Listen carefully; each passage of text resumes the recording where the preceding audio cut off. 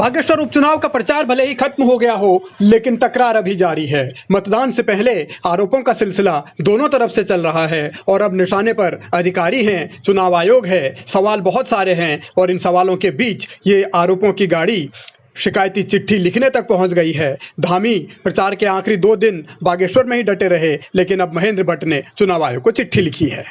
देखिए, जो मुख्य परीक्षक आए हैं वो मुझे लगता है कि बिहार सरकार में सर्विस करते हैं और एक प्रकार से उनकी जो गतिविधियां हैं वो संदेहास्पद है।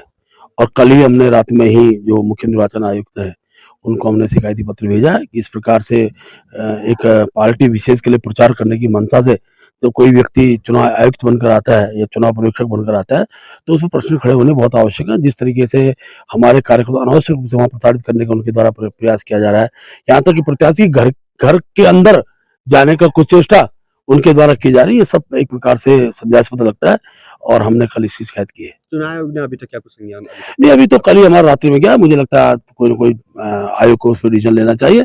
इस जो व्यक्ति पार्टी बनकर और फिर चुनाव का पर्यवेक्षक बनाओ, उस पर विश्वास जता पाना कम से कम इस हम जैसे राजनीतिक दल को उचित नहीं लगता है। चुनाव आयोग की ओर से भेजे गए अधिकारी पर बीजेपी को शक है, संदेह है, बहुत सारे सवाल हैं, इसीलिए उन पर आरोप लगाए हैं। आरोप ये कि वो एक पार्टी के एजेंट के तौर पर काम कर रहे हैं और आरोप कांग्रेस की तरफ ही लगाया गया है। लेकिन सवाल ये है कि चुनाव आयोग की निष्पक्षता पर बीजेपी बार बार जो कहती है उस पर अब वही क्यों सवाल उठा रही है, और सवाल ऐसे वक्त में उठाए जा रहे हैं जबकि मतदान का सिर्फ 1 दिन बाकी है। दूसरी ओर कांग्रेस भी आरोप लगाने में पीछे नहीं। बागेश्वर की जनता जनार्दन का सरकार के धन बल, पशु बल, बल, साधन बल के खुले दुरुपयोग के बावजूद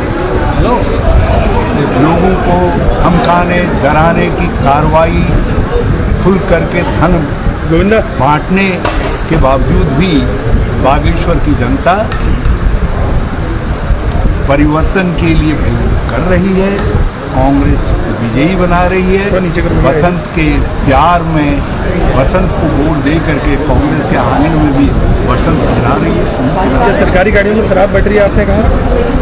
निश्चित तौर पर सरकारी गाड़ियों का इस्तेमाल हो रहा है, जिनके जरिए न केवल शराब जा रही है बल्कि जो है गाड़ियों के माध्यम से पैसा भी जा रही है। कुछ पकड़ा भी है। पूरे बागेश्वर में इस बात की चर्चा थी कि एक अति महत्वपूर्ण व्यक्ति के कारवां में एक ऐसी गाड़ी थी जिसमें 35 लाख रुपया जो है देखा गया और ऑब्जर्वर ने भी उस गाड़ी को इंगित किया, लेकिन पुलिस उसको भगा के ले गई। आरोपों के सहारे ही सियासी गाड़ी आगे बढ़ाने की कोशिश हो रही है। बीजेपी के निशाने पर केंद्र की ओर से भेजे गए अधिकारी हैं, यानी चुनाव आयोग की ओर से भेजे गए मुख्य पर्यवेक्षक हैं, तो कांग्रेस राज्य के अधिकारियों को, मतलब उत्तराखंड के अधिकारियों को घेर रही है। अब सही कौन है, गलत कौन है, क्योंकि आरोप लगाने में कोई पीछे है नहीं। इसीलिए ये बागेश्वर की जनता को ही तय करना है कि सच कौन और झूठा कौन।